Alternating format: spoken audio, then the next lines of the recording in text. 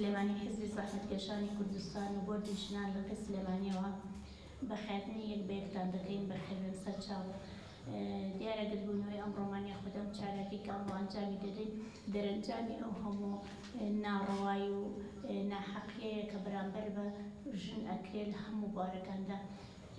ژن ئەو کائینە پیرۆزەیە کە دەبێت سەری ڕاستی بۆ داوێنە، بەڵام سیر دەکەی لە هەندێک کایە و لە هەندێک لاوە بەڕاستەکەی گەورەترین غەدری لێکراوە. لەبەرەوە ژنانی کرێکار و چینی چۆساوی کرێکار ئەوەی کە داوای مافی خۆی دەکا و کار دەکا بۆ دابینکردنی خۆشگوزەرانی و ژیانی خۆی گەورەترین نەهامەتیە بۆی کە دەتوانێت کارێک بکا، بەڵام ڕێگریەکانی ژیان و توزان و کۆمەلگا و ئەو دابوونەریتەی کە هەمومانی پێ پەیوەستکراوین هەمیشە قۆڕحکاری کردو لەسەر ژن. لەبەرەوە ئێمە ئەمڕۆ بە باسمان زانی لەگەڵ خاتوونی پارێزەر خاتوو چرۆشخانی قسەباسێ لەسەر ڕەوشی ژنانی کرێکار و ئەو بارودۆخە و ئەو بارگرانی و ئەرکە بکەین کە لەسەر ڕەوشی ژنان هەیە. ژنانی کرێکار کە مەفروضە یعنی تاک بە تاکی ئەم کۆمەڵگای مافەکانی خۆی بزانێت بە تایبەتی ژنانیش لەبەر ژنان وەک خاتون ئاماژەی پێدا چینێکی هەرە گرنگی ئەم کۆمەڵگایان لەبەر ئەوەی من هەمیشە خۆم وتومە ژنان یەکەم مامۆستان کە تاکی ئەم کۆمەڵگایە پەروەردەکەن لە خێزانەوە و خێزانش یەکەم قوتابخانەیە کە تاکی کۆمەڵگای لێ پەروەردە دەکرێت. بۆیە هەتا ئەم مامۆستایە شارەزایی هەبێ لە مافەکانی خۆی و لە ئەرکەکانی خۆی تاکێکی هۆشیار و ڕۆشنبێ پێشکەش بە کۆمەڵگاکە لەو کاتێکە خێزانێکی هۆشیار دروست بوو ئەو کاتە کۆمەڵگایەکی هۆشیار دروست دەبێت. بۆیە سەرەتا ئەچمە سەر بابەتی یاساکە. ئەمە یاسای کار و مافەکانی کرێکارمان هەیە، یاسایەکی عێراقیە کەەوە هەرێمی کوردستانش بە هەمان یاسا کارەکەم یاسای ژمارە 1970 ساڵ 87 دەرکراوە، پاشان لە ژمارە 37 2015 هەموار کراوەتەوە.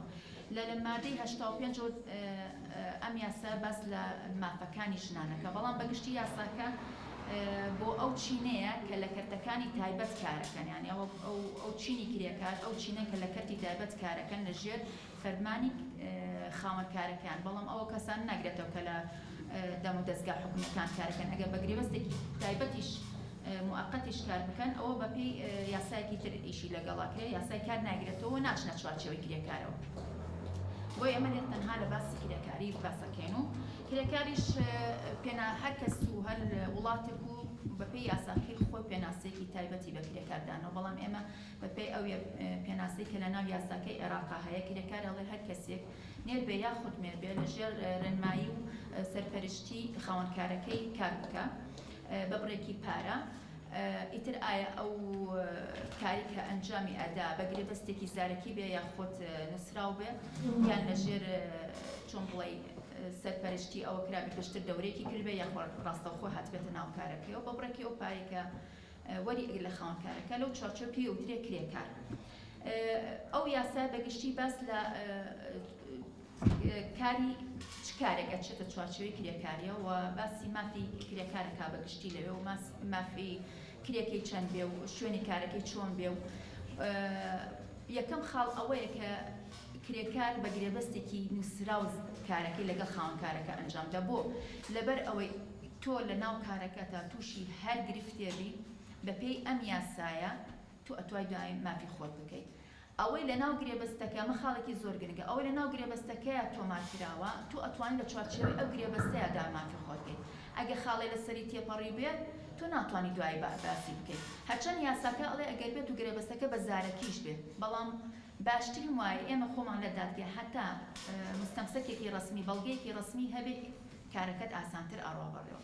بەڵام تۆ هەتا بە زارەکی بێ بە چێ شاید بێ بیهێنەوە بی بە زۆر کارەکە لەسەرتان قورسە بێ. بۆیە وەک چینی کرێکار باشتر وایە کە کاتە گرێبەستێ لەگەڵ خاوەنکارەکەتا ئەنجام ئەدەیت هەموو ئەو مافانی کە بە مافی خۆتی دانێ لە چوارچێوەی یاساکەیە تۆ تۆماری کەی لە ڕووی کرێکەتەوە، لە ڕووی ڕۆژەکانی کارەکەتەوە، سەعاتەکانی کارەکەتەوە، شوێنی کارەکەت، ئەو شوێنە کە ئیشی لەگەتا چەند ئەمن و ئەمینە، ینی بۆ تۆ لە ئامێرەکان لە هەسوکەوتت لە بیناکە چەندێ ئەمینە، ئەمانە هەمووی تۆمار بکرێت لە ناو گرێبەستەکە. بۆی ئەگەر بەیانی لە پاشە ڕۆژە گرفتێکە دروست بوو لەگەڵ خاوەنکارەکەتە کە چوتە بەردەم دادگای کار تۆ لە چوارچێوەی ئەو گرێبەستەیە داوای مافەکانی خۆتەکەی لە چی خاڵێکیانە مافەکەت خۆراوە پێشت کری مافەکەت کراوە تۆ توانین لە چارچێوەی ئەوەیە دا مافەکەی خۆت بکەیت. بۆیە لێرە من جاتر با کاتەکە بەوە نەکوژین زیاتر لەسەر ژنانی کرێکار قساکەین. ئێمە لە هەمان مادەی لە مادەی 85 و دەست پێکات تا مادەی 92 باس لە مافەکانی ژن ئەکا